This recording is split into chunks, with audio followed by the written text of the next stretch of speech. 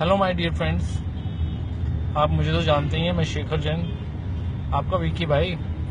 इस टाइम हम आए हुए हैं यूपी मुरादाबाद बिस्तौर गांव में। एक्चुअली यहाँ मेरे एक फ्रेंड हैं जो दलित परिवार से हैं। उनके साले का मर्डर हुआ है। उनके उस लड़के के गाल में गोली मारी थी 30 तारीख को,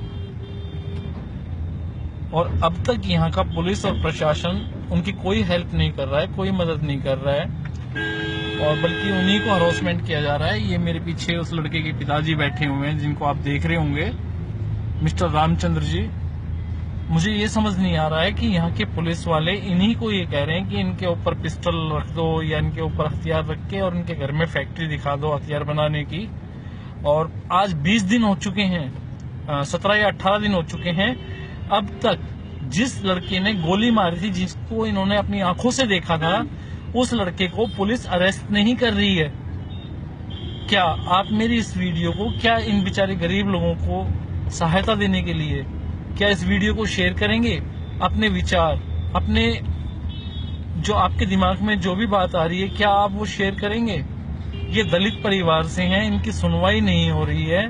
ना यहाँ का पुलिस प्रशासन इनका साथ दे रहा है, ना यहाँ का कानून प्रशासन, बल्कि इन्हें और टॉर्चर किया जा रहा है। यहाँ तक कि रात को 1-1 बजे पुलिस इनके घर में घुसती है और इनकी लेडीजों से, इनके घर की जो बेटियां हैं, बहुएं हैं, उनके साथ भद्र व्यवहार करती हैं। अभी आज तो दिन में हमने भी देखा है कि पुलिस वाले आए और बड़ी गंदे तरीके से इनके साथ बिहेव कर रहे थे। हमने उनसे बात करनी चाहिए तो वो हमें ये कह के कि आप कौन है, आप इनके रिश्तेदार नहीं है ना, आप इनसे, हम आपसे बात ही नहीं करें, और जो भी बात करना चाहते थाने में आके करें। और सबसे बड़ी बात ये है कि यहाँ पे नेटवर्क की प्रॉब्लम है, हम किसी भी तरीके की कोई फिल्म कवरेज नहीं कर पा रहे हैं। क्या आप सभी दोस्तों से हमें इनकी आवाज उठाने के लिए, इन बेचारों गरीबों को न्याय दिलाने के लिए, वो जो इनका बेटा मरा है 14 साल का, मैं उनकी पिक अपने वीडियो में सेंड करूंगा। उनकी वो जो न्यूज़पेपर में कटिंग है, 2 तारीख की न्यूज़पेपर अमर उजाला मुरादाबाद के न्यूज़पेपर में कटिंग है।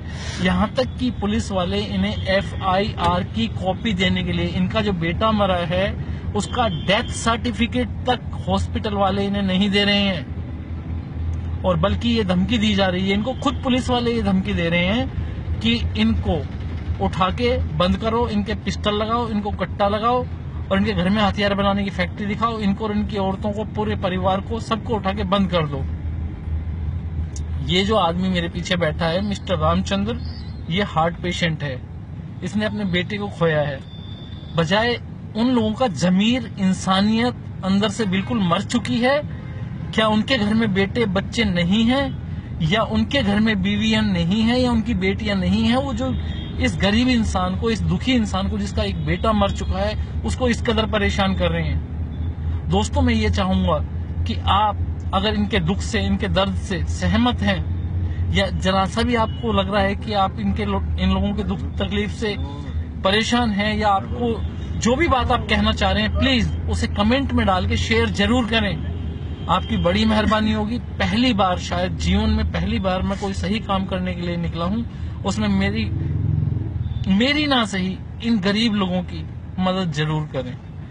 उसकी माँ मेरे दाहिने साइड में बैठी हुई है, रो रो के उनका बुरा हाल है। 15 दिन आज बीत चुके हैं, 15-16 दिन। 16 दिन में इनके लड़के के फूल तक ये लोग नहीं उठा पाए हैं। क्यों? क्योंकि पुलिस इन्हें पर डे परेशान कर रही है। आप लोग जो भी, और मैं तो ये चाहूंगा कि आप ये सब सवाल नरेंद्र मोदी जी से, हमारे न्याय मंत्री जी से पूछें कि ये सब हो क्या रहा है। क्या एक गरीब इंसान को जीने का हक नहीं है? अभी वो तो सुबह मेरी आंख खुल गई तो ये जो लेडीज जो बैठ के रो रही हैं, ये अपने सब बच्चों पे पेट्रोल डाल रही थी। इनको मैंने उठाया, फिर मैंने इनको छुड़ाया है। मैंने कि क्या कर रहे हो, कि जब हमारे को ये सब लोग मारना चाह रहे थे, हम खुद ही मर जाते हैं, इनको ठीक रहने दो। वो हरकतें, अब मैं इनके साथ कोर्ट जा रहा हूँ, भगवान ना जाने। और इन लोगों में डर सही है।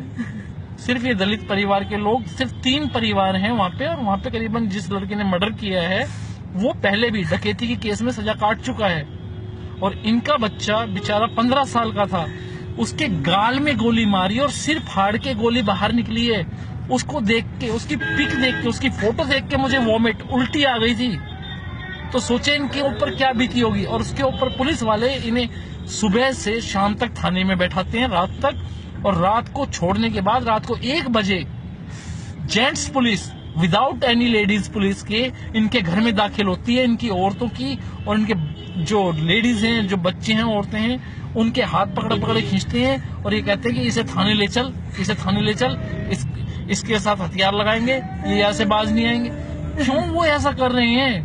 क्यों सही कानूनी कार्रवाई नहीं कर रहे हैं? प्रेस के अंदर सारी चीजें आ चुकी हैं। प्लीज आपसे हाथ जोड़ के हम विनती कर रहे हैं कि आप इस वीडियो को जितना ज्यादा से ज्यादा शेयर करें।